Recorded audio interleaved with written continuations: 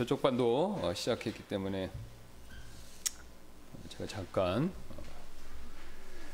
기도하고 우리 오전 성경 공부 모임 시작하도록 하겠습니다. 잠깐 기도하겠습니다. 감사합니다. 하나님께서 또 한 주일 동안 무사히 저희들 지켜주셨다가 추운 날씨 가운데서도 건강 지켜주셔서 감사드리고, 또 이렇게 복된 주일 맞이하여서 우리가 성도로서 또 지체로서 함께 하나님께 영광 돌릴 수 있는, 예배할 수 있는 특권을 주셔서 다시 한번 감사를 드립니다. 우리를 구원하시기 위해 아들을 보내시고, 또 그 아들의 피와 또 그 아들의 의를 통해서 우리를 하나님의 자녀로 삼아주시고, 이루 말할 수 없는 은혜 가운데서 우리를 날마다 보살펴 주시는 하나님의 크신 사랑과 은혜에 대해서 다시 한번 깊이 감사드리는 그런 주일날이 되도록 주님께서 우리의 마음을 열어주시고 움직여 주옵소서. 그래서 우리가 하나님을 가까이, 특별히 말씀과 기도 가운데서 하나님을 더 알고 가까이 할 수 있는 그런 복된 주일을 보내도록 여기 계신 모든 분들에게 하나님께서 크게 역사해 주시기를 원하고, 또 이 시간 우리가 하나님의 말씀을 살필 때 성령께서 도와주셔서 여기 계신 분들, 또 보시는 분들에게 꼭 필요한 말씀이 되도록 또 역사하여 주옵소서. 감사드리며 모든 말씀 예수님의 존귀하신 이름으로 기도드렸습니다. 아멘.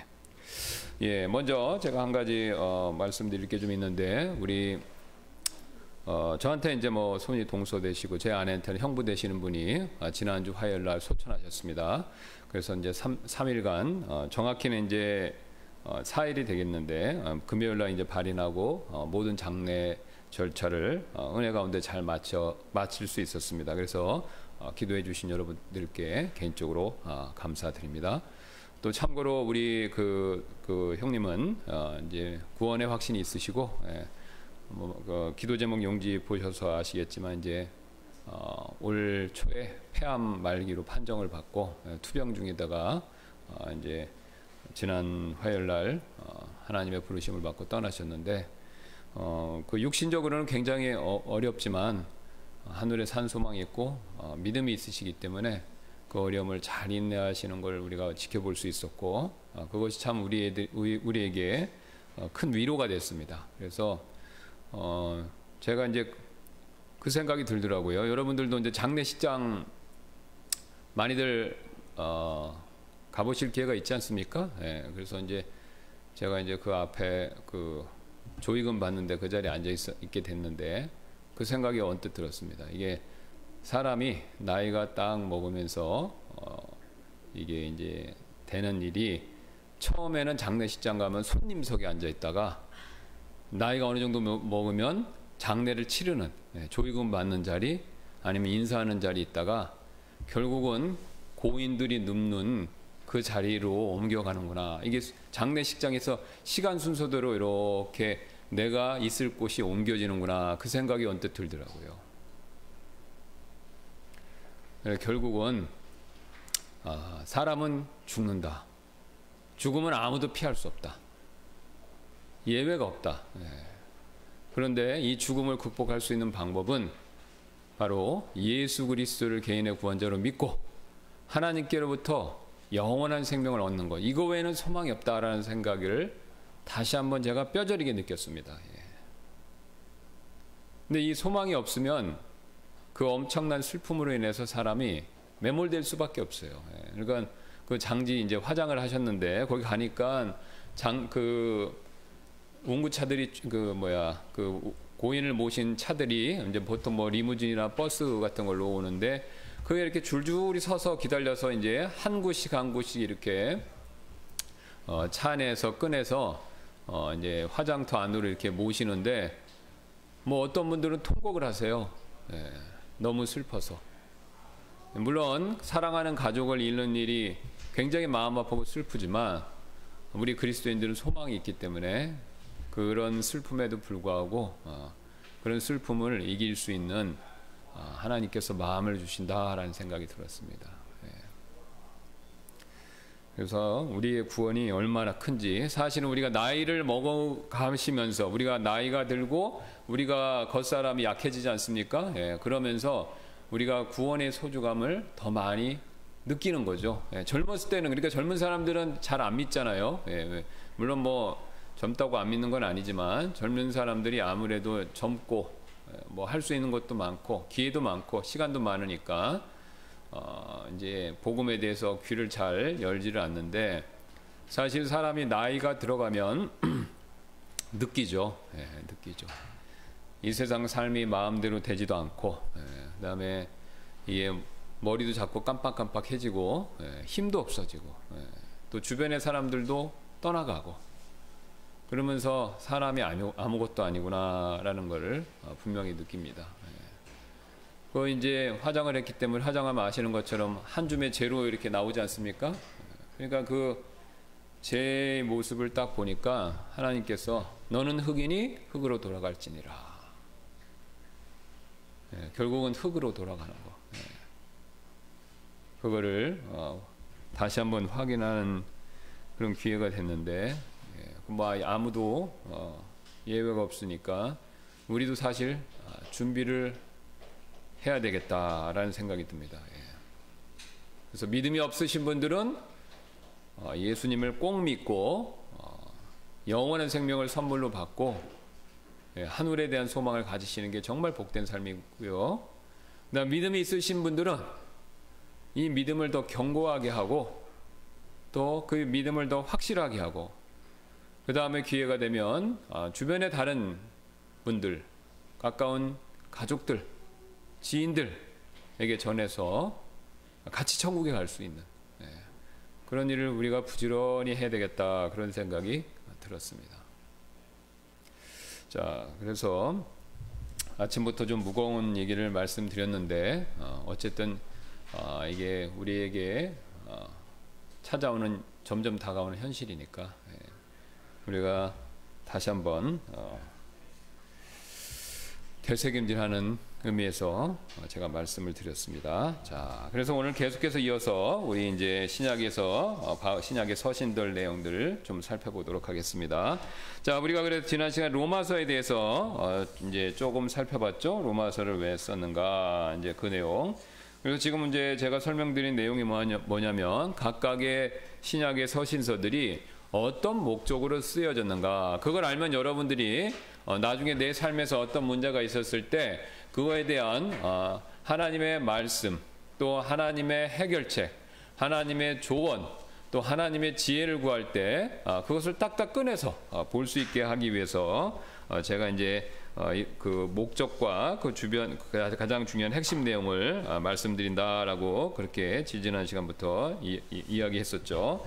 자, 그래서 이제 그런 취지에서 계속 보겠습니다. 그래서 로마서는 지난번에 말씀드렸던 것처럼 쓴 목적이 바울이 이제 스페인에 가서 선교 사역을 하기 위해서 이제 로마 교회의 지지를 얻기 위해서, 기도와 물질적인 그 지원을 얻기 위해서 이미 세워진 교회를 방문할 목적으로 썼다, 그렇게 말씀드렸죠. 그런데 이제 바울이 자기가 세운 교회가 아니니까 그 자기가 누군지 소개를 해야 되잖아요. 뭐 지난번에도 말씀드렸듯이 목회자나 우리가 이제 지금도 이제 이 다음 주에 이제 선교사님 한 분 오십니다. 그러면 이제 그분이 어떤 분인지 좀 알아야 되잖아요, 그죠? 알아야 뭐 그분을 우리가 돕든가 말든가 하는데, 그것과 마찬가지죠. 바울도 이제 자기가 도움을 받으려면, 기도와 물질적인 재정적 도움을 받으려면 자기를 잘 소개를 해야 되죠. 그러니까 뭐 또 좀 더 구체적으로 말씀드리면, 우리 이제 우투만 목사님은 선교사님이니까 이제 선교의 후원을 받으려면 여러 교회를 방문하시거나 최소한 이렇게 편지를 쓰세요. 그러면 그 편지를 쓸 때 자기에 대한 소개를 쭉 쓰거든요. 그래서 이제 내가 어떤 사람이고 뭐 어디서 어떻게 공부했고 그 다음에 또 내가 믿는 바가 뭐다, 뭐 이런 내용을 다 보내세요. 그러니까 원래 보통 선교 후원을 받으려면 믿는 바하고 자기 신앙 간증문 2개를 꼭 보냅니다. 그러니까 내가 어떤 사람이라는 걸 신앙 간증문으로 보여주고, 그 다음에 내가 믿는 바를 또 같이 보내서 내가 내 믿음의 내용들을 이렇게 알려드리는 거예요. 그러니까 그거하고 동일한 원리입니다. 바울도 이제 로마에 가야 되는데 가서 자기 어떤 사람인지 가르쳐줘야 되니까 미리 선교 편지 차원에서 그것을 쓴 게 로마서다. 근데 이제 로마서인데 그 로마서가 바울이 이제 3번의 선교 여행을 통해서 온갖 산전수전 다 겪은 것이죠. 복음 전도자로서. 그래서 그 자기의 3번에 걸친 선교 사역의 노하우가 특히 복음에 대한 깊은 내용들을 거기다 다 적어놓은 겁니다. 다 적어놓고 나는 이렇게 사역했고 또 나는 이렇게 믿고 있습니다. 하나님이 나를 이런 걸 가르쳐 주셨습니다. 라고 이렇게 바울이 자신의 믿음을 말년쯤에 정리한 그런 그 편지다 이렇게 생각하시면 됩니다. 그러니까 내용이 깊죠. 자, 그렇게 해서 이제 보냈고, 그래서 이제 로마서는 뭐 아시는 것처럼 그리스도 안에서 구소, 이제 바로 구원받는 것 이걸 얘기하죠. 그래서 이게 바울의 서신서의 핵심 내용입니다. 이거 한번 먼저 봐주시면 3장 25절 말씀이죠. 그분을 하나님께서 그분의 피를 믿는 믿음을 통한 화해언물로 제시하셨으니 이것은 하나님께서 참으심을 통해 과거의 죄들을 사면하심으로써 자신의 의를 밝히 드러내려 하시며, 그래서 이제 하나님께서 우리를 구속해 주셔서, 즉 우리를 구원해 주셔서 하나님의 자신의 의를 밝히 드러내려고 하셨다 이거죠. 근데 이제 여기서 하나님께서 우리를 여기 나와 있죠.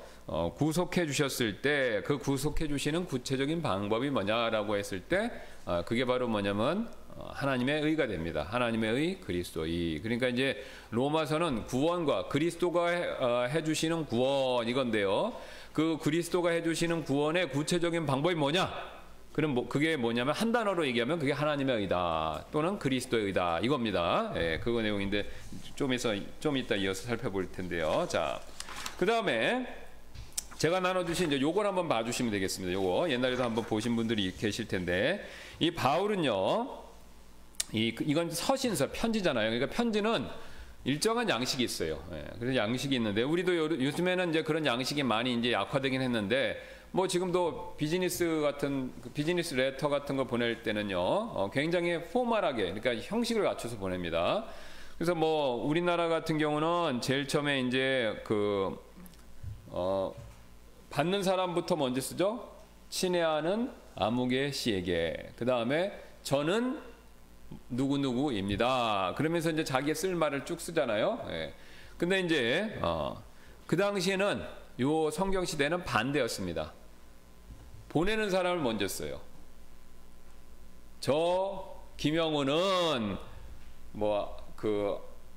무슨 회사의 담당자님에게 이런 이유로 이렇게 편지를 보냅니다. 이렇게 되는 거예요. 그러니까 지금 우리하고는 순서가 좀 반대죠. 받는 분 먼저 쓰고 보내는 사람 쓰고 할 말 이렇게 쓰는데 그 당시에는 반대로 보내는 사람, 쓰는 사람 먼저 쓰고 그 다음에 받는 사람 쓰고 그 다음에 자기가 하고 싶은 말 이제 뭐 간단한 인사가 되겠죠. 이런 식으로 쓰는 겁니다. 그러니까 우리하고는 순서가 약간 바뀌었다 이렇게 생각하시면 돼요.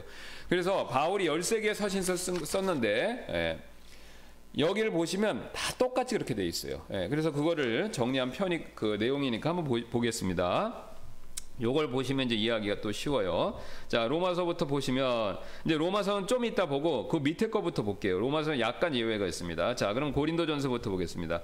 그래서 이제 보시면 거기에 파란색이 쓴 사람, 그 다음에 빨간색이 받는 사람, 그 다음에 마지막에 초록색이 하는 말, 인사말입니다. 그러면 고린도전서부터 보면요. 하나님의 뜻을 따라 예수 그리스도의 사도로 부르심을 받은 바울은, 그죠? 바울이 썼다 이거죠. 근데 앞에는 다 바울을 설명하는 수식어고요. 그 다음에 또 같이 쓰는 사람이 있습니다. 우리 형제 소스데네는 이제 같이 쓴 거죠. 이제 같은 이름으로 좀 쓰기는 바울이 썼겠지만 소스데네도 같이 이제 일행이기 때문에 이렇게 문화를 하는 겁니다. 그래서 고린도에 있는 하나님의 교회, 그죠? 그러니까 수신자가 누굽니까?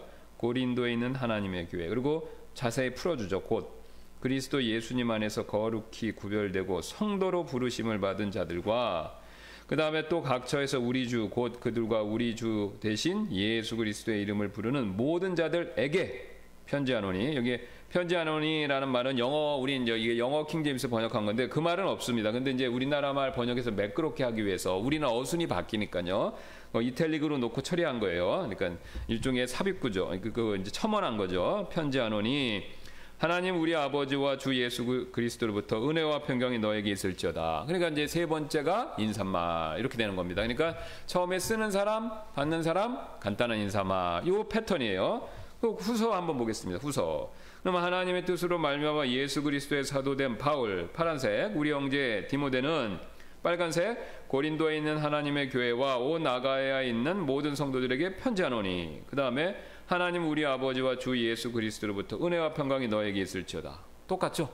예, 그러니까 아주 전형적인 편지의 형태, 그걸 따른다는 거예요, 바울이. 갈라디아서도 똑같습니다.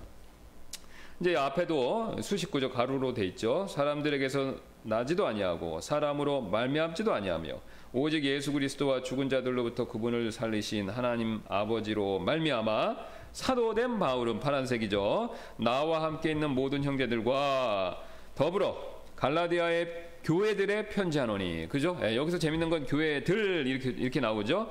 그러니까 이제 이 앞에 고린도 전서 후서는 어떻습니까? 교회 단수로 돼 있으니까 특정 교회, 고린도 지역에 있는 한 교회를 타겟팅해서 썼다는 거고, 이거는 교회들이니까 갈라디아에 있는 최소한 2교회 이상에게 썼구나. 그러면 한 가지 질문 드릴게요. 교회들 이렇게 썼으니까 이 편지는 한 교회가 일단 받고 그 다음에 다른 교회에서도 돌려서 받겠죠?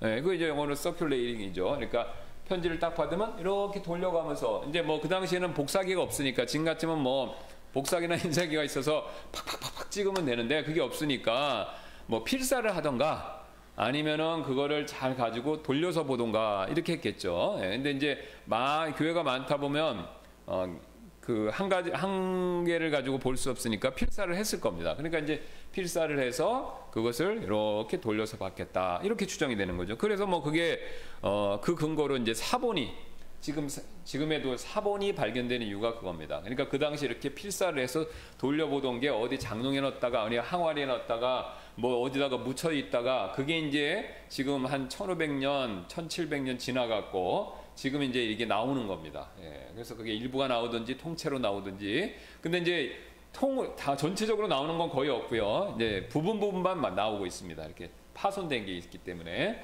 자, 그래서 어쨌든 그렇게 돌려봤다, 그런 걸 이제 우리가 볼 수 있죠. 그리고 이제 3절, 하나님 아버지와 주 예수 그리스도로부터 은혜와 평강이 너에게 있을지어다. 에베소서도 보겠습니다. 이게 에베소는 더 간단합니다.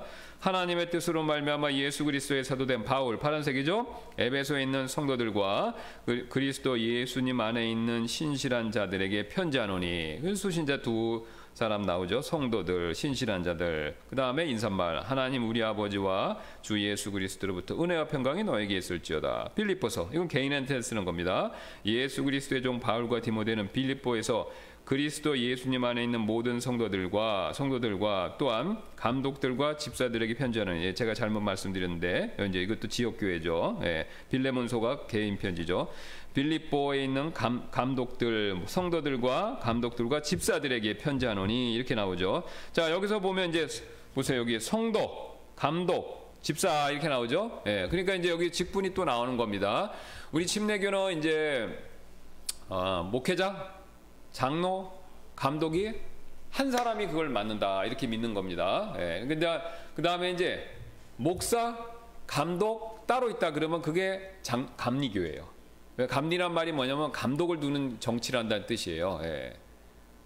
그러니까 이제 감독을 목사보다 위에 두는 거예요. 그러니까 목사와 감독을 분리하고 감독은 목사들을 위해서 감독한다, 이런 의미로 된 거예요. 그러니까 감독이 있고 목사들이 있고 성도가 있고 이렇게 되는 겁니다. 그 다음에 장로교는 아시는 것처럼 어떻게 되는 겁니까? 목사하고 장로를 또 분리하는 거예요. 그죠? 장로교에서는 감독이란 말을 거의 안 써요.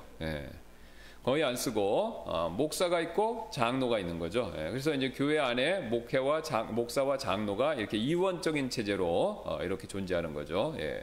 자, 그래서 이제 여기서 뭐 이제 그러면 우리가 이제 여기서도 이제 그게 보이죠. 감독하고 집사니까 목사는 왜 없어? 그러니까 목사가 바로 감독들입니다. 자, 그래서 집사가 나왔기 때문에 감독을 목사로 보는 게 자연스러운 거죠. 그렇죠? 그러면 목사들은 빼고 감독하고 집사한테 편지 보낸다? 약간 넌센스잖아요. 그죠?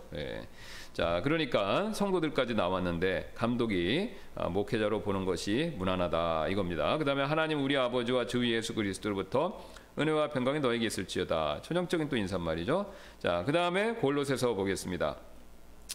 하나님의 뜻으로 말미암아 예수 그리스도의 사도된 바울, 그 다음에 우리 형제 디모데는 골로새에서 그리스도 안에 있는 성도들, 그 다음에 신실한 형제들에게 편지하노니 하나님 우리 아버지와 주 예수 그리스도로부터, 그 다음에 뭐 은혜와 평강이 너에게 있을지어다. 데살로니가전서, 그 다음부터는 속된 말로 하면 안 봐도 비디오죠.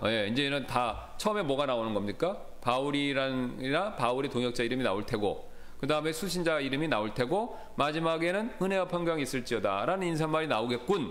그죠? 벌써 지금 우리가 5개 이상 6개 했으니까 반복되니까 그거 알죠? 그럼 데살로니가전서 똑같죠. 바울과 그다음에 실루아노와 그다음에 디모데는 하나님 아버지와 주 예수 그리스도 안에 있는 데살로니가 사람들의 교회에 편지하노니, 그다음에 하나님 우리 아버지와 주 예수 그리스도로부터 은혜와 평강이 너에게 있을지어다. 그렇죠? 똑같은 패턴으로 가죠. 후서도 똑같습니다. 거기서 실루아노, 그다음 바울, 실루아노, 디모데, 그다음에 데살로니가 교회 빨간색 지금 색깔별로만 보겠습니다. 그다음에 은혜와 평강이 너에게 있을지어다. 디모데전서부터 이제 요건 개인적인 거죠. 개인 거. 예, 지금부터는 이제 개인에게 보낸 겁니다. 우리의 구원자 하나님과 우리의 소망이신 주 예수 그리스도의 명령으로 예수 그리스도에서도 된 바울은 믿음 안에서 나의 아들 된 디모데에게 편지하노니, 그 개인에게 보낸 편지죠.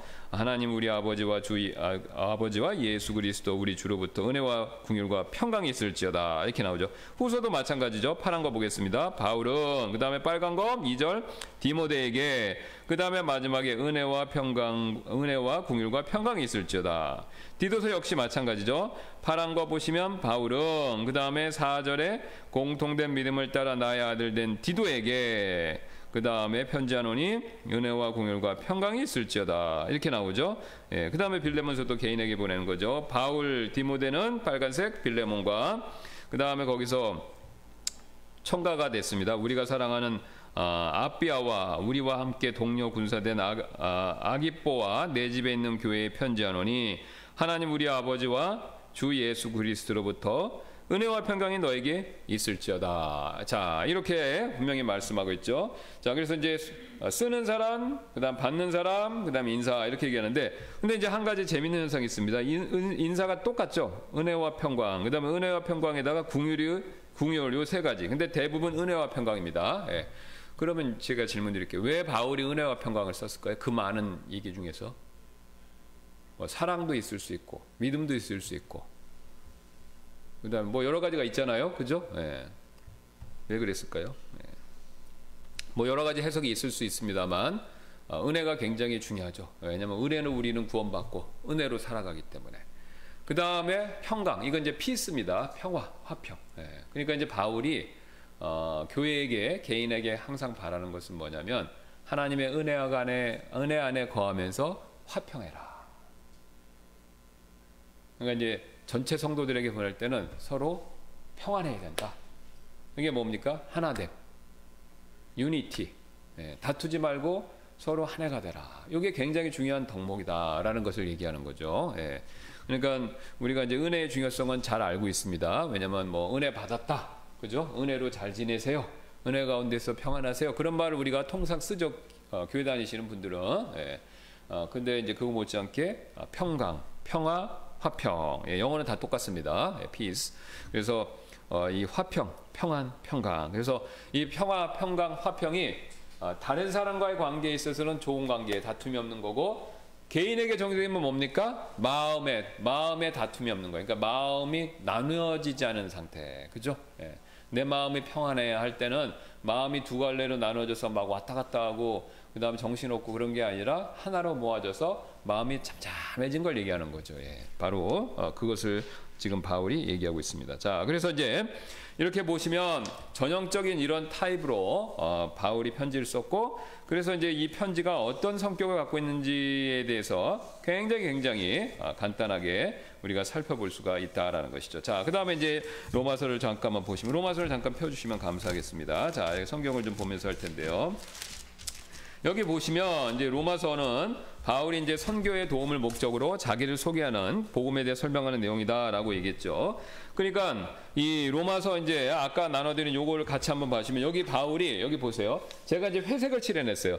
이 회색은 바울이 저기 다른 서신서에 비하면 이게 이제 빨간색 있고 그거 파란색 있고 바울에 대한 이름이죠.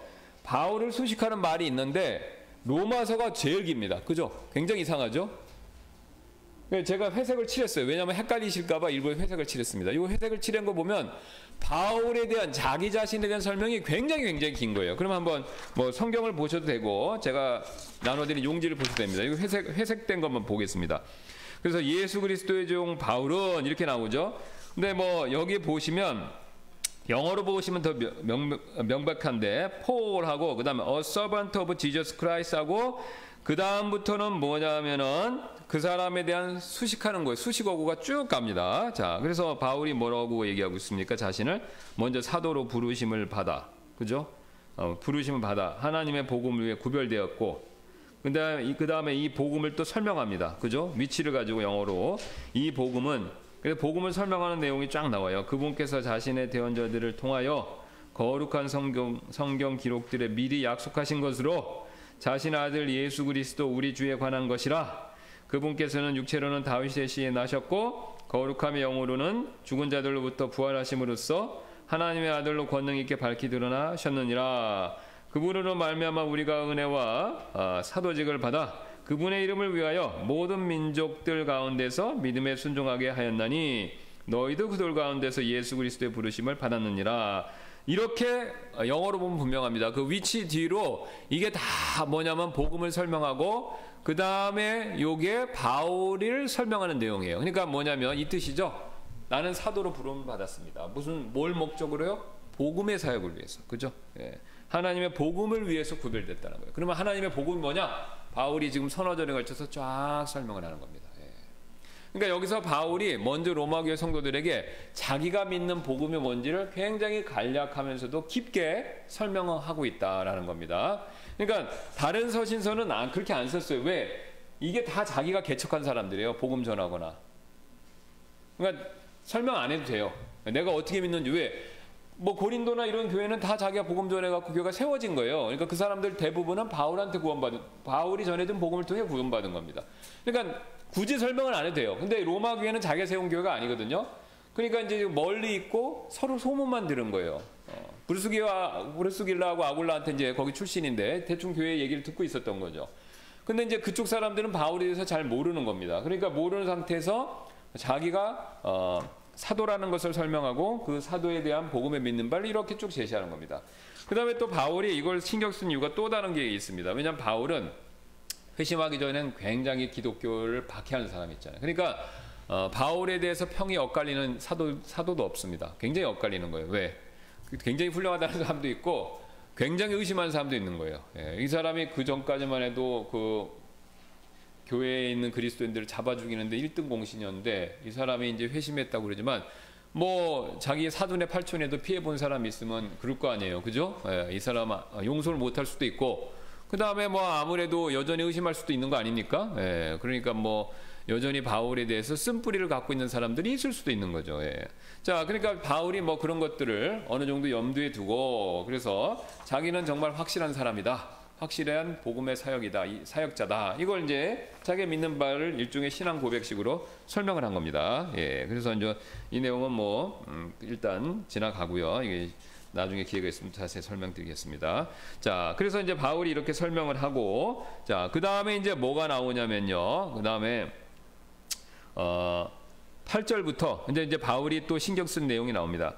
이 8절부터 15절까지 바울이 로마 성도들에게 엄청나게 감사하는 말을 써요. 근데 이런 감사하는 말은 다른 서신서에 또 없어요. 그럼 왜 썼을까요? 앞에 제가 설명드린 거죠. 모르니까 이 성도들의 마음을 얻기 위해서, 아부하는 건 아니죠. 아부는 아니고 이 성도들의 마음을 얻기 위해서 굉장히 그들에 대해서 감사를 표하는 말을 또 여러 절을 씁니다. 예, 그래서 이제 여기 보세요. 8절부터 이제 7절까지가 뭡니까? 은혜와 평강이 있을지어다. 그러면 그 끝난 거예요. 그죠? 인사말이니까. 그것만 보시면 돼요. 그러니까 여러분이 서신서 있다가 은혜와 평강이 있을지어다 나오면 그걸로 이제 인사말 딱 끝난 거예요. 예, 그러면 그 다음부터 하고 싶은 말이 나오는 거예요. 근데 보통 하고 싶은 말을 하기 전에 바울은 특이하게도 감사하는 말을 굉장히 많이 넣었다는 거예요. 자, 그래서 그 감사하는 말을 8절부터 나오는데 먼저 너희 모두로 인하여 예수 그리스도를 통해 나의 하나님께 감사하노니. 그죠? 감사한다라는 내용이 나오죠. 이는 너희의 믿음이 온 세상에 두루 전하여졌기 때문이다. 감사 넘버 이유 첫 번째는 뭐냐면 너희의 믿음이 온 세상에 두루 전하여졌기 때문이다. 그러니까 당신들 로마 성도들이 믿는다는 사실이 로마 제국 안에 온 세상에 그게 다 퍼졌다는 거예요. 다 퍼졌다는 거죠. 그럼 왜 그걸 감사할까요?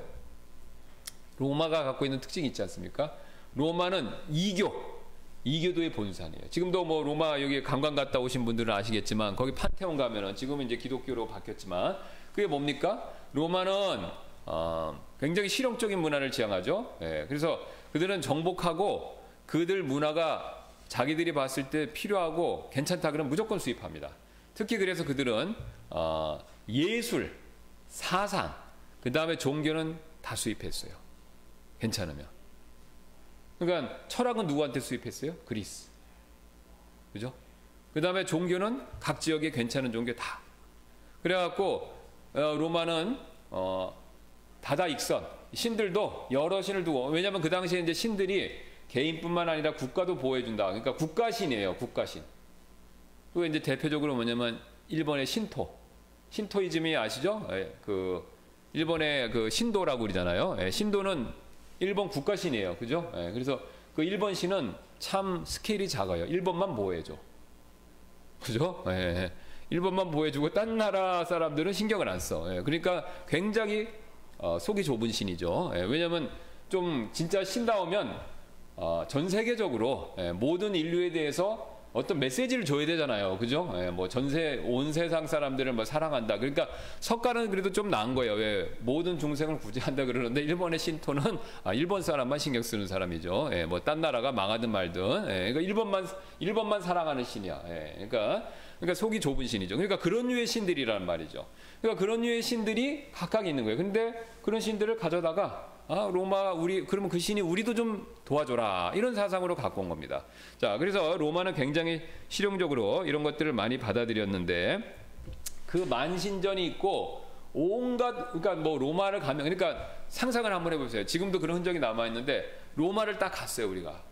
그러면 사방팔방에 뭐가 있겠습니까? 우상이 있는 거죠, 우상이. 그러니까 우상 전시장, 만물 시장이에요. 그러니까 우상에 있어서는. 그러니까 곳곳에서 우상을 섬기고 우상의 신전들이, 이거 실제 있었다고 합니다. 이게 조그만 사당들 같은 걸 만들어 놓고 거기서 섬기는 거예요. 그러니까 신을 선전하고 신을 파는 데가 로마였던 거예요. 이 신 믿으면 뭐가 잘 된다, 저 신 믿으면 뭘 잘 돼. 그러면 이제 로마 사람들도 이 사람 이 신을 믿으니까 뭐가 잘 됐대. 이거 어디 페르시아 옷은 무슨 신이야? 그러면 그거 혜택받다. 그러면 또 자기들끼리 일명 전도 포교할 거 아니에요, 그죠? 그럼 가갖고 또 비나이다 하고 뭐 재물 바치고 이런 거 하는 거죠. 그런데 거기에 뭐가 생긴 겁니까? 교회가 있는 거예요. 교회가 있는 거죠. 그러니까 지금으로 치면 뭐냐면 이슬람의 핵심 메카 이런 데잖아요, 그죠? 메카 이런 데 교회가 있다 생각해 보세요. 그게 얼마나 굉장히 감사할 일입니까? 놀라운 일이죠. 그러니까 바울이 그걸 염두에 두고 감사한다. 이는 너희 믿음이 온 세상에 두루 전해졌기 때문이다. 그러면서 내가 그분의 아들의 복음 안에서 내 영으로 섬기는 하나님께서 내 증인이 되시거니와 내가 기도할 때 언제나 너희에 관하여 끊임없이 말하며. 그래서 이제 기도 한마디로 뭡니까? 로마 성도를 위해서 자기가 기도 엄청 많이 했다는 거예요. 그럼 왜 기도 많이 했냐? 10절에 나옵니다. 어찌하든지 이제라도, 마침내, 굉장히 재밌죠? 어찌하든지 이제라도 마침내, 굉장히 강조를 하는 거예요. 뭘요? 하나님의 뜻에 따라 순탄한 여정을 얻어 너희가 가게 되기를 간구하노라. 그러니까 내가 어떻게든지 너희한테 가보고 싶었다, 가려고 했었다 이거예요. 근데 뭐 우리 식으로는 배 타고 가면 되지 뭐 그러는데, 그 당시에는요 뭐 비행기는 당연히 없고 배로 가는데 이 배가 시간도 오래 걸리고 안전하진 않습니다. 풍랑망나면 죽는 거예요, 그냥. 그리고 날씨가 나빠지잖아요. 그러면 이쪽 항구에서 기다렸다가 좋아질 때까지 마냥 기다리는 거예요. 그럼 뭐 한 주, 2주도 될 수 있는 거고. 그러니까 이게 한번 가는 게 보통 어려운 일이 아닌 겁니다. 그 전에는 그나마 이제 많이 좋아지니까 그 전에 해적도 있었어요. 근데 이제 로마가 패권을 잡으니까 이제 해적은 출몰이 줄어드는 겁니다. 그러니까 이제 해적들의 그 습격 이런 건 안전했는데 이런 자연적인 풍랑이라든가 천재지변 이런 거는 컨트롤이 안 되는 거죠. 그러니까 이제 여전히 그 가기가 쉽지 않은 겁니다. 자, 그래서 너희 가기를 강구했는데 11절입니다. 내가 너희를 간절히 보고자 하면, 이제 목적을 얘기하죠. 내가 너희에게 어떤 영적 선물을 나누어 주어 너희를 굳게 세우고자 함이니. 어떤 선물을 줘서 성도 여러분들을 더 세워주기를 원한다. 그 얘기를 하는 겁니다. 자, 그러면서 이것은, 그 내용이 뭐냐 얘기하죠. 이제 이것은 곧 너희와 나 사이에 공통된 믿음으로 말미암아 내가 너희와 함께 위로를 받고자 함이라. 자, 그러면 그 영적 선물이 뭐냐면 공통된 믿음이다, 이걸 얘기하는 거예요. 그리고 그 믿음으로 우리가 내가 너희와 함께, 그러니까 같이 위로를 받자 이거예요. 여기 굉장히 겸손하지 않습니까? 바울은 대단한 사도예요. 굉장히 많이 알아요. 영적으로 대단한 사람. 뭐 세 번째 하늘도 갔다 왔다고 그러잖아요. 대단한 사람인데 교제 가운데서 일방적으로 위로를 주는 게 아니라 자기도 위로를 받는다는 거예요. 그러니까 여기서 바로 뭐가 나오냐면 그리스도인이 갖고 있는 우리 수평적인 관계. 자, 여러분 말씀드렸죠? 기독교만 이게 이 관계, 수직적 관계와 수평적 관계가 있다고. 그죠? 유교는 무슨 관계? 수직적 관계만 있는 거예요. 수평적 관계가 굉장히 약합니다. 그죠? 그다음에 요새는 이제 마지막 때가 그러니까 요새는 이제 수직적 관계가 약화되고 수평적 관계를 굉장히 강조하는 거예요. 예. 그러니까 이 민주주의 뭐 이런 게 자유주의가 자유를 강조하는 게 굉장히 역기능으로 극단으로 치달아서 뭐가 되는 겁니까? 예, 방종주의가 되면서 개인주의가 이기주의가 되면서 수평적인 관계. 그러니까 권위를 인정하지 않는 시대로 가는 거예요. 지금은 또. 예. 그죠? 여러분들도 느끼시잖아요. 그죠? 예, 요즘 젊은 사람들 옛날에 여러분들보다는 어떻습니까? 권위에 순종 잘합니까? 덜합니까? 덜하잖아요. 예. 그러니까 이제 그 한쪽으로 쏠리게 돼 있어요. 예. 항상 사탄은 쏠리라고 그 귀뜸을 합니다. 예. 근데 하나님만 정확히 말씀하세요. 수평적, 수직적. 그러니까 바울은 자기가 수직적 관계에서는 사도로서 높죠. 예. 권위를 가지지만 교제 차원에서 수평적으로 얘기하는 거예요. 같이 교제하면서 공통된 믿음으로 서로 위로를 받자. 그걸 얘기하는 겁니다. 예. 그러면서 13절에 얘기합니다. 형제들아, 이제 나는 너희가 이것을 모르기를 원치 않으니 곧 내가 너희 가운데서도 다른 이방인들 가운데서처럼 어떤 열매를 얻기 위해 여러 번 너에게 가고자 하였으나 이제껏 막혔도다. 나는 그리스인이나 바바리인이나 지혜 있는 자나 지혜 없는 자에게 다 빚진 자니라. 그러므로 내 안에 있는 분량대로 나는 또한 로마에 있는 너에게 복음을 선포할 준비가 되어 있노라. 그러면서 뭐냐면 어떤 열매를 얻기 위해서 너희가 하고자 했다는 거예요. 그러니까 너희들한테 내가 어떤 열매를 바라는 게 있는데 그게 지금까지 안 됐다는 거예요. 자, 그러면서 그 열매가 뭐냐라는 것을 얘기할 때 이제 복음을 선포할 준비가 되어 있다 이게 얘기죠. 그러니까 이제 그 열매는 두 가지로 해석할 수 있어요.